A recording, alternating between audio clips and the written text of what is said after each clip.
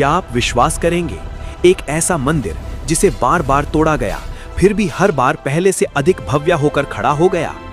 ये है सोमनाथ मंदिर, अरब सागर के किनारे, लहरों की गर्जना के बीच इतिहास और रहस्य का मौन साक्षी। कहा जाता है इसकी स्थापना स्वयं चंद्रदेव ने की थी।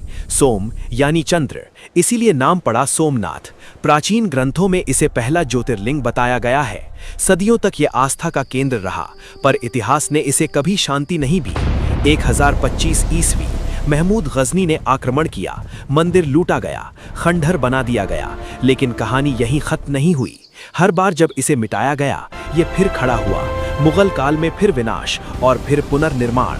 आखिरकार आजादी के बाद सरदार वल्लभ भाई पटेल ने इसका पुनर्निर्माण करवाया, एक प्रतीक के रूप में, आस्था की अडिग शक्ति के रूप में। पर असली रहस्य सिर्फ इसका इतिहास नहीं है। मंदिर के पीछे लगा है एक अद्भुत तीर स्तंभ। उस पर लिखा है, इस बिंदु के दक्षिण में अंटार्कटिका तक कोई भूमि नहीं। सोचिए, हजारों साल पहले कैसे पता था कि इस सीधी रेखा में आगे सिर्फ समुद्र है? क्या ये प्राचीन भारतीय खगोल और भूगोल ज्ञान का प्रमाण है, या फिर कोई खोई हुई उन्नत सभ्यता का संकेत? कुछ वैज्ञानिक मानते हैं कि ये क्षेत्र पृथ्वी के चुंबकीय क्षेत्र से जुड़ा विशेष स्थान हो सकता है।